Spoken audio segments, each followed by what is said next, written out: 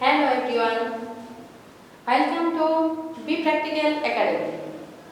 Be Practical Academy আজকে আমরা জানবো will এর ব্যবহার। I will do, I will be doing, I will have done, I will have been doing. প্রথমে আসি আমরা will এর ব্যবহার। আমি গল্পটি লিখব। যখন কোনো কাজ ভবিষ্যতে করব বা করতে যাব তখন সেটাকে বোঝানো হয় ফিউচার টেন্স বা সেখানে আমাদের উইল ব্যবহৃত হবে। তো আমরা আসি আমি গল্পটি লিখব, তার মানে এখনো শুরু করিনি, ভবিষ্যতে আমি লিখব, লেখাটা এখনো শুরু করিনি, এখানে আমাদের কি হবে উইল ব্যবহৃত হবে। এটা হলো আমাদের ফিউচার ইনডেফিনিট।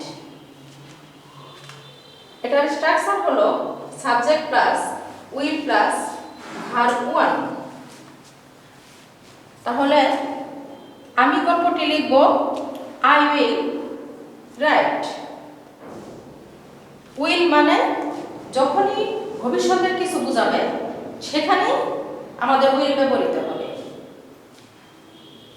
যেমন আমি দেব, আই উইল গিভ, আমি দেব, বা আমি পড়ব।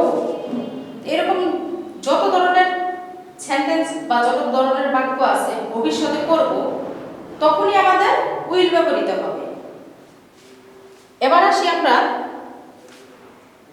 আমি গল্পটি লিখতে থাকব। এটা হলো আমাদের ফিউচার কন্টিনিউয়াস টেন্স। তার মানে আমি গল্পটি লিখতে থাকব মানে আস্তে ধীরে লিখতে থাকব। অবশ্যই এটা ভবিষ্যৎ এখন শুরু করি না, আস্তে ধীরে আমরা লিখতে থাকব। এটার স্ট্রাকচারটা হলো এটা হলো ফিউচার কন্টিনিউয়াস টেন্স। ফিউচার কন্টিনিউয়াসে আমাদের প্রথমে হবে subject plus will be plus verb plus ING. তাহলে আমি গল্পটি লিখতে থাকব। প্রথমে আসি আমরা সাবজেক্ট আই, তারপরে আসি স্ট্রাকচারে আছে আমাদের উইল বি, সাবজেক্টের পরে আছে উইল বি, আই এর পরে will be, I will be, verb to right, but ভার্বের শেষে আমাদের আইএনজিটা যুক্ত হবে। যখনই আমরা কোনো কন্টিনিউয়াসে চলে যাব ফিউচার কন্টিনিউয়াস, সেখানে আমাদের ভার্বের শেষে আইএনজি যুক্ত হবে। তাহলে এখানে আমরা পাচ্ছি I will B writing the story.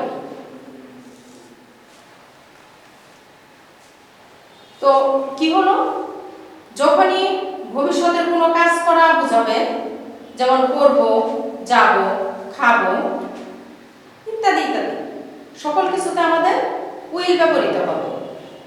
তো আজকে আমরা জানলাম ফিউচার ইনডেফিনিট। এটা হলো ফিউচার ইনডেফিনিট, আর এটা হলো ফিউচার কন্টিনিউয়াস। তাহলে ফিউচার ইনডেফিনিট, ফিউচার কন্টিনিউয়াস।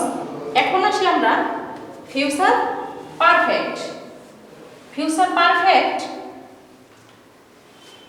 স্ট্রাকচারটা হলো প্রথম হবে সাবজেক্ট, তারপর উইল হ্যাভ, প্রথমে হবে সাবজেক্ট, তারপর উইল হ্যাভ প্লাস ভার্বের পার্টিসিপল রো।